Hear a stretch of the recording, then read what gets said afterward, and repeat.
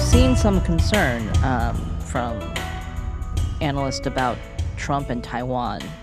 I think because he talked about Taiwanese semiconductors, and like there was some fear that he would not stand up for Taiwan. Do you think that any of that is valid?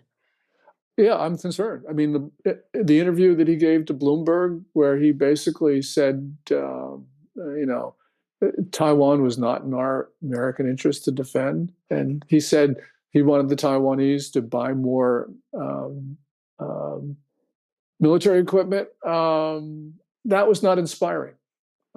That's not to say that Trump won't do what's right, but Biden's instincts, going back to the current administration, President Biden's instincts were to defend Taiwan militarily. We know that because on 4 occasions when he was caught unawares, in other words, reporters asked him questions, he said, "We will defend Taiwan militarily."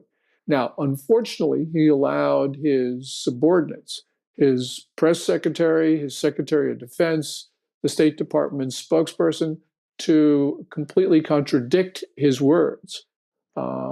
But we could see what he was doing. And also, there are U.S. Advisors on Taiwan. We are selling equipment. This is a very good thing. And I hope Trump will continue that going forward.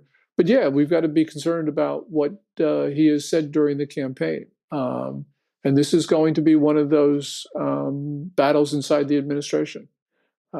Because I don't think it's Trump's instincts to defend freedom and democracy around the world.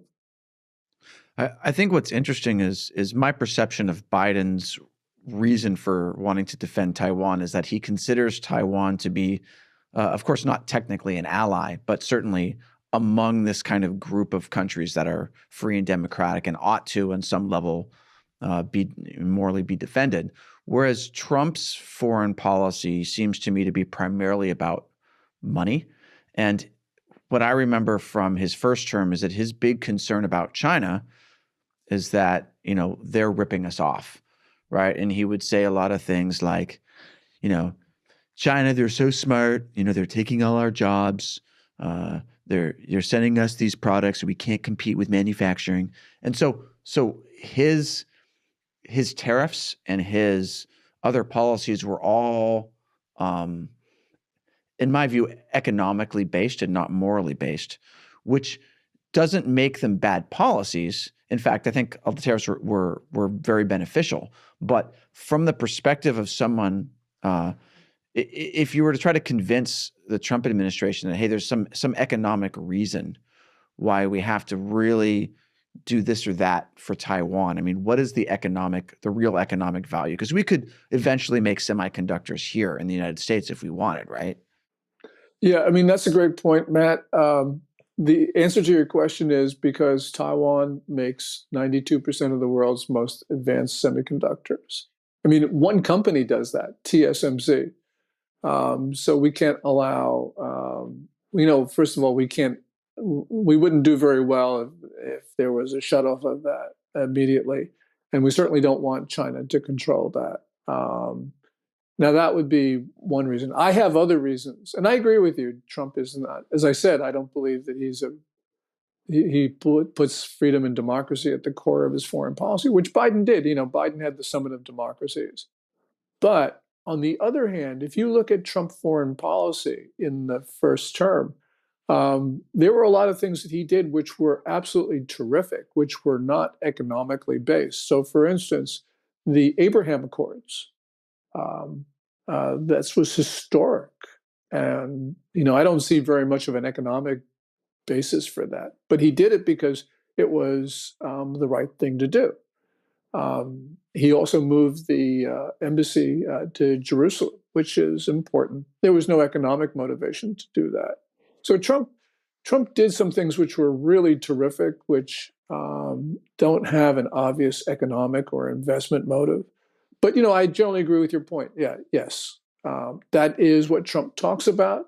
And that, I think, is what Trump actually believes when you start to look at, in general, the way he approaches these things. Now, I know you've also described Xi Jinping as an arsonist. I'm assuming that's not literal. Why are you calling him an arsonist? Because he has been now waging 3 proxy wars. He set the world on fire. You got a proxy war in Ukraine, which, Vladimir, he greenlighted that with his February 4th, 2022 joint statement with Russia, the No Limits Partnership Statement. And Putin would not be in this war now were it not for Xi Jinping's support. That's one. Number two is with Russia, China's been fueling insurgencies in North Africa that look like wars. And number three is China is fully behind Iran's assault on Israel. And that, again, you have across the board support for Iran. The only thing that China isn't providing is troops. So that's setting the world on fire. This is Maoist foreign policy.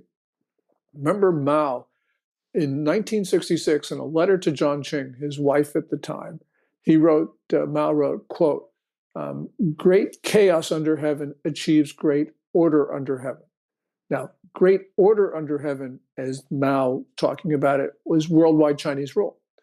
And like Mao, who was fueling insurgencies around the world to distract the United States, Xi Jinping is doing the same thing. So it is, we know Xi Jinping reveres Mao Zedong, and we're seeing echoes of Maoist foreign policies in China today. That's setting the world on fire. And yes, Chris, I didn't mean literally, I meant figuratively. Gordon, you talk in your book about how if the CCP were to invade Taiwan, they would actually attack the U.S. And that's an interesting thing because a lot of analysts feel that what the CCP would do would be to try to keep the U.S. out of it. So why do you say that? Well, if China is to have a successful invasion of Taiwan, it has to establish a blockade. For that blockade to be successful, it has to include sovereign Japanese territory, particularly the island of Yonaguni, which is 59 nautical miles from the main island of Taiwan, actually south of Taipei. We have a mutual defense treaty with Japan. So a blockade that includes sovereign Japanese territory is an act of war on Japan. And that means we get involved. When we start to look at Taiwan, we don't have a mutual defense treaty with Taiwan, but we've got critical interests that are there. And so we've got a lot at stake. Just one thing. After the catastrophic withdrawal from Afghanistan, Taiwan has become the test of American credibility and resolve. And the Chinese themselves talk about it because on the day that Kabul fell, Chinese media across the board was saying that the United States wouldn't defend Taiwan because we weren't resolute in Afghanistan, that we were totally incapable. So China has made this an issue. Also, it is since the 19th century, we have been drawing our Western defense perimeter off the coast of East Asia. And of course, Taiwan's in the center of that critical perimeter. And then there's the issue of democracy. When China attacks not only our democracy, but the concept of democracies in general, it means that we cannot allow China to absorb any democracy, especially one as important as Taiwan. So we have our interests there, and they are at a point where we cannot allow the Chinese to take Taiwan. Right. But I mean, you suggest in your book that we'd see some kind of actual kinetic attack on the United States, like not later after we get involved with Taiwan, but like right up at the beginning. Yes, I think that it's Chinese doctrine to attack us, and that would be specifically Guam, that would be Yokosuka, Kadena. The latter two are U.S. bases in Japan. They're not going to allow us to keep those and then come to Taiwan's rescue. Also, we've got a lot of very suspicious-looking Chinese males who've come across both our southern and our northern borders. We have seen, since this migrant surge, an increase in the tempo of Chinese attempts to get into our military facilities in the continental United States. So, for instance, in September, a Chinese national tried to intrude into a US nuclear weapons site and repeatedly tried to do that. And also, let's remember that an alert building inspector in Reedley, California, found a secret Chinese biological weapons lab in Reedley, California, which had at least 20 pathogens and almost 1,000 mice that had been genetically engineered to spread disease. So I think that the first sign of a war will not be some attack in Taiwan or in space. It will be American sickened and possibly dying from some strange illness. And that will be weeks before China intends to attack Taiwan. So, yeah, I do believe that we will be hit. Is there anything that can be done to prevent that? Well, first of all, we instead of trying to cover up the closure of the Reedley lab, we should be actively looking for them. We should be closing the 7 to 9 remaining Chinese police stations on our soil. That number comes from New York Post and Daily Caller reporting.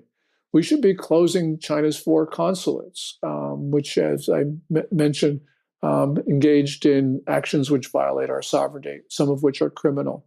We should be stripping the embassy staff down to almost nothing. We should be turfing out their state banks, as I mentioned, declaring them to be a primary money laundering concern. We should be doing so many things to get the Chinese Communist Party out of our country. And that will be hard. This will be a reversal of decades of policy. But we have seen that our attempts to integrate China into the international system have completely failed. This is the grandest wager in history. And it's a wager we could lose, which means we could lose our country. So yes, on an emergency basis, we need to do those things.